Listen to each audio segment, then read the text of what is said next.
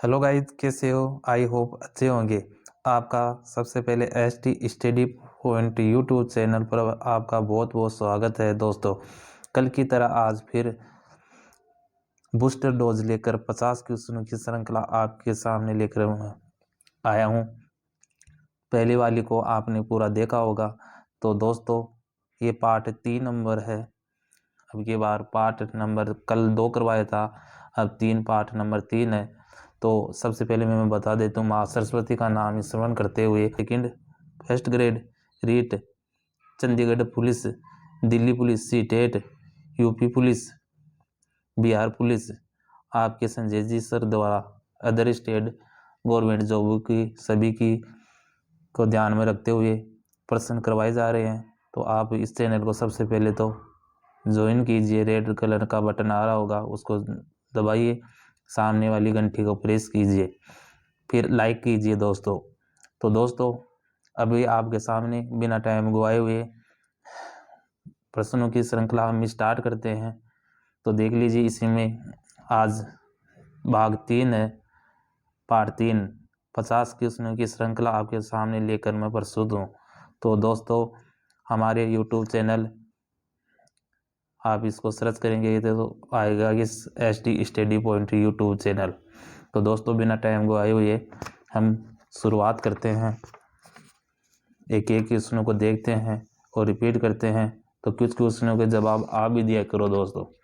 तो दोस्तों, शुरुआत करते हैं। देखिए, भारतीय संविधान के किस अनुच्छेद के अंतर्गत अखिल भारतीय सेवाओं का प्रावधान किया गया?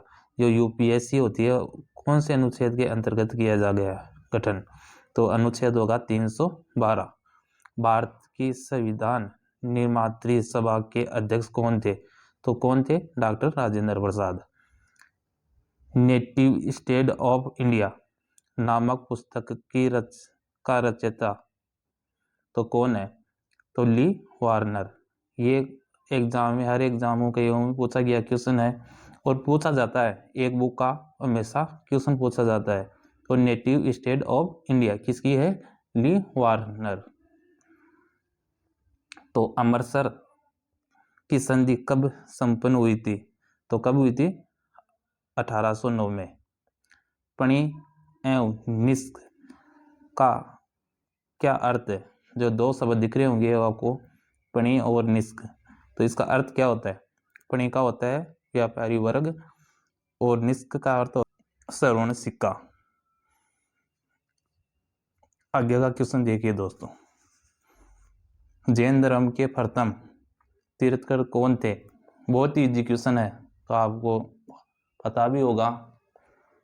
तो दोस्तों, जैन धर्म के प्रथम तीर्थकर कौन थे? ऋषभदेव। यह पहले के एग्जामों में बहुत बार पूछा गया क्वेश्चन है और आपको आ भी रहा होगा। तो अंतिम, आप जैन धर्म के अंतिम गुरु कौन थे? अंतिम तीर्थकर, उनका नाम बताइए। भारत में मानसून निवर्तन किस माह में प्रारंभ होता है? तो कौन से माह में प्रारंभ होता है? सितंबर माह में। लौटते मानसून से वर्षा प्राप्त करता है कौन सा राज्य? प्राप्त करता है लौटते मानसून से कौन सा राज्य वर्षा प्राप्त करता है? तो कौन सा करता है? तमिलनाडु। आगे का क्वेश्चन है, प्रोजेक्ट टाइगर शुरू किया गया था। जो प्रोजेक्ट टाइगर शुरू किया गया था वो कौन से सन को किया गया था? 1973 में की शुरुआत की गई थी। आगे का क्वेश्चन देखिए दोस्तों, भारत में अखबारी कागज, बहुत ही अच्छा क्वेश्चन है। भारत में अखबारी कागज के उत्पादन का प्रमुख केंद्र है नेपानगर, एमपी, मध्य प्रदेश। तो दोस्तों, ये बहुत ही इंपॉर्टेंट क्वेश्चन है, आप नोट कर लीजिए। आप के लिए महत्वपूर्ण क्वेश्चन लेके आता हूँ मैं हमेशा। तो 1857 में किस समिति ने भारत के त्रिस्तरीय पंचायत राज की सर्वप्रथम सिफारिश की थी?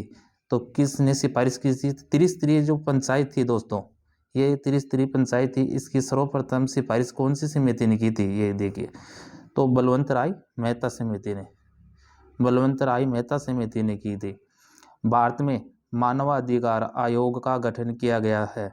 तो मानवाधिकार जो आयोग है, इसका गठन कब किया गया? तो 12 अक्टूबर 1993 को किया गया है। 1993 को 12 अक्टूबर। कामराज योजना का उद्देश्य था, एक योजना बनाई गई थी, तो उसका उद्देश्य क्या था? भारतीय राष्ट्रीय कांग्रेस जीवंत बनाना। जो कांग्रेस के लिए एक जब टूटने की स्थिति आई तब इसने एक ही कामराज योजना बना के तहत ये शुरुआत की। प्रत्येक कक्षा में अधिकतम कितने इलेक्ट्रॉनों की संख्या होती है? जो प्रत्येक कक्षा होती है उसमें इलेक्ट्रॉनों की संख्या कितनी होती है? 2 रहती है दोस्तों। तो आगे का 14 क्वेश्चन हो गए, 15वां क्वेश्चन है। आप हमेशा अगर इस चैनल को देखोगे तो पाओगे कि आपको ज़्यादा क्वेश्चन रटने की ज़रूरत नहीं पड़ेगी दोस्तों। आप इसी में सारे दिल्ली पुलिस और चंडीगढ़ पुलिस का पूरा कोर्स करवाया जाएगा, और साथ में अदर स्टेटों की जो पुलिस की एग्ज़ामें हैं तो उनको भी करवाया जाएगा। तो सीटेट वगैरह अदर एग्ज़ाम है, इनमें करंट जीके के भी क्वेश्चन हैं और साइंस के भी क्वेश्चन लेके आया हूँ, इकोनॉमिक्स के हर सब्जेक्ट के क्वेश्चन है, तो देख लेना आप थोड़ी देर में। आप सूर्य पर ऊर्जा का निर्माण किसके द्वारा होता है? तो सूर्य होता है, उस पर ऊर्जा का निर्माण किसके द्वारा होता है?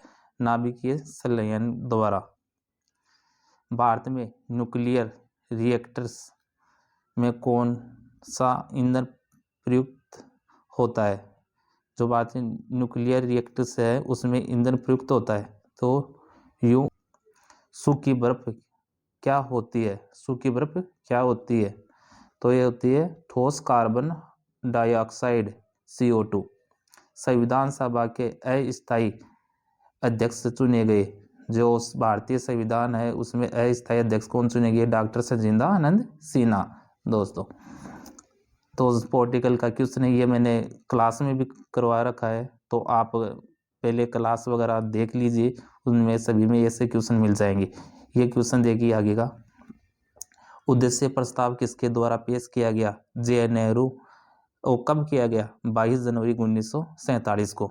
ये बहुत इंपॉर्टेंट क्वेश्चन है, ये रीट के अंदर क्वेश्चन पूछा गया था राजस्थान में। एक बार जो RPF की एग्ज़ाम होती है उसमें भी ये क्वेश्चन आया था, और RPF SI में भी क्वेश्चन आया था, और ग्रुप D में भी आया था। बौद्ध धर्म में कितने सील बनाए गए हैं? तो कितने सील बनाए गए हैं? 10। किस मौर्य सम्राट ने कश्मीर में श्रीनगर नामक नगर की स्थापना की थी?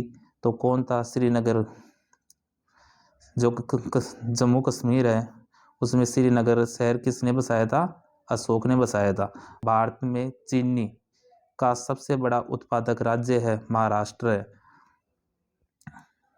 अगला क्वेश्चन देख लीजिए आप। रेल के डिब्बे बनाने का नया कारखाना वर्तमान में किस जगह स्थापित किया गया है? रायबरेली। तो रायबरेली कौन से राज्य में है, यह आप बताइए दोस्तों। एशिया महाद्वीप का सबसे बड़ा कृषि फोरम कहाँ स्थित है? जो सूरतगढ़ गंगानगर में है, जो राजस्थान में है। संसद के समक्ष भारत सरकार का आय व व्यय का विवरण कौन रखवाता है? जो आय व व्यय का जो ब्यौरा है जो कौन रखवाता है? संसद के समकक्ष राष्ट्रपति रखवाता है दोस्तों। संविधान के किस अनुच्छेद के अंतर्गत राज्य में राष्ट्रपति शासन लगाया जाता है? अनुच्छेद 356। राज्य में राष्ट्रपति शासन, ये क्वेश्चन देखिए यहाँ पर, राष्ट्रपति शासन कौन से अनुच्छेद के तहत लगाया? 356 के तहत। तो वित्तीय आपातकाल कौन से अनुच्छेद के तहत लगाया जाता है? ये छोटा सा क्वेश्चन आप कमेंट बॉक्स में आप करें, और चैनल को लाइक कर दीजिए। 20 सूत्रीय आर्थिक कार्यक्रम सर्वप्रथम प्रारंभ किया गया था। जो कब किया गया था? 20 सूत्रीय आर्थिक कार्यक्रम सर्वप्रथम प्रारंभ किया गया 1975 में दोस्तों। बेटी बचाओ बहुत ही अच्छा क्वेश्चन है, इसको वेरी मोस्ट कर देता हूँ दोस्तों, ये क्वेश्चन आने का पूरा चांस रहेगा। बेटी बचाओ बेटी पढ़ाओ कार्यक्रम का शुभारंभ 22 जनवरी 2015 को कहाँ से शुरू किया गया? जो बेटी बचाओ बेटी पढ़ाओ का कार्यक्रम शुभारंभ, देखिए 3 क्वेश्चन है इसमें। कहाँ शुभारंभ कब किया गया? 22 जनवरी 2015 को। कहाँ से किया गया? पानीपत हरियाणा से दोस्तों। आगे का क्वेश्चन देखिए, HIV एड्स के समापन से संबंधित है संकल्प परियोजना। ये योजना पूछा जाता है, ये बहुत बार रिपीट होती है, तो आप इसको ध्यान में रखें। संविधान के किस अनुच्छेद में प्रधानमंत्री के पद की व्यवस्था की गई है? सब वो भारतीय संविधान है, उसमें प्रधानमंत्री, जो हमारे प्रधानमंत्री जी है, कौन है? मोदी जी। तो कौन से अनुच्छेद के तहत व्यवस्था की गई है? अनुच्छेद 76 के अनुसार। तो 30 क्वेश्चन हमने कंप्लीट कर लिए हैं। 31वां क्वेश्चन हम देखते हैं दोस्तों। देखिए दोस्तों 31वां क्वेश्चन, जनेवा सम्मेलन कब हुआ था? जो जनेवा सम्मेलन कब हुआ है? जो कब हुआ है? जो 1968 में। मुक्त आकाश योजना का विचार किसने रखा? जो आकाश मुक्त योजना का जो विचार था, जो किसके दिमाग में आया सबसे पहले? आइजन होवर ने रखा था। तो पेरिस शक्ति सम्मेलन कब हुआ? पेरिस शक्ति सम्मेलन कब हुआ? 1919 में। आगे का क्वेश्चन देखिए दोस्तों, कौन सा देश संयुक्त राष्ट्र संघ का स्थायी सदस्य नहीं है? 4 ऑप्शन होंगे, उसमें स्पेशल भारत नहीं है। जो स्थायी की बात होगी तो भारत संयुक्त राष्ट्र संघ का सदस्य नहीं है, तो भारत नहीं है। संयुक्त राष्ट्र संघ का चार्टर कब लागू हुआ? जो संयुक्त राष्ट्र संघ है उसका चार्टर कानून, जो संविधान कब लागू हुआ? 24 अक्टूबर 1945 में। राष्ट्रीय मतदाता दिवस कब मनाया जाता है? राष्ट्रीय मतदाता दिवस कब मनाया जाता है? 25 जनवरी को दोस्तों। ये कल भी एक दिवस के बारे में क्वेश्चन आता है, तो हमेशा एक क्वेश्चन में दिवस का उठाऊंगा, तो आप हमेशा ये दिवस भी आप साथ में याद होते रहेंगे। VVPAT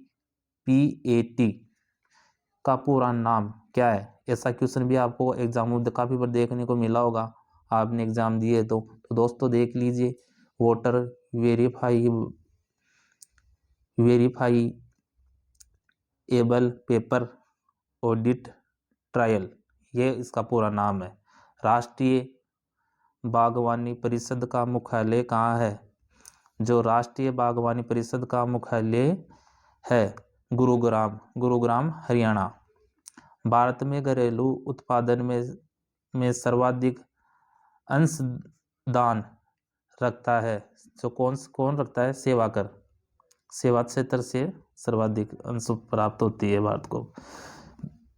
ध्वनि की तीव्रता नापने में किसका प्रयोग किया जाता है?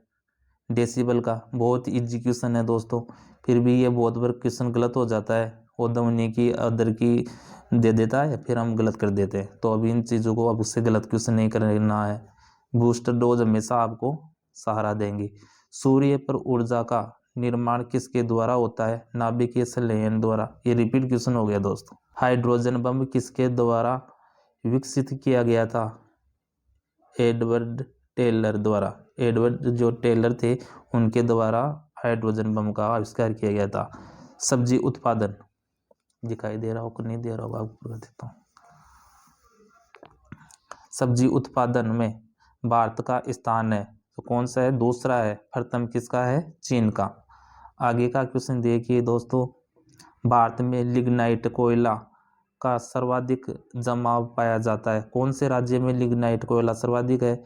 जो कहाँ है? तमिलनाडु में।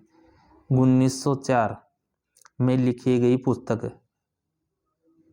अर्ली हिस्ट्री ऑफ इंडिया का लेखक कौन थे? जो अर्ली हिस्ट्री ऑफ इंडिया के लेखक कौन थे? स्मिथ, VA स्मिथ थे दोस्तों। तो इन बुकों को तो आप अलग से लिख लिया करो। इंडिया या इंडोस शब्द का भारत के लिए सबसे पहले किसने प्रयोग किया था? तो किसने किया था? इंडिया और इंडोस शब्द का मैगजीन ने। आगे का क्वेश्चन है, मौर्य काल में बाघ एवं बलि क्या थे? जो क्या थे? राजस्व के कर। जो राज्य के जो राजस्व है राजसमंडल उसके स्रोत थे।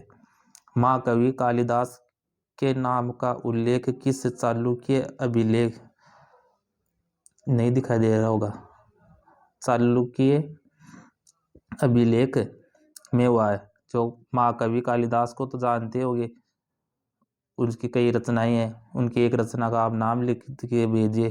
अभिज्ञान शकुंतलम है, दूसरा आप बताइए। महाकवि कालिदास के नाम का उल्लेख किस चालुक्य अभिलेख में हुआ है? तो ऐहोल प्रशस्ति में हुआ है। आगे का क्वेश्चन है, आगे को देखिए।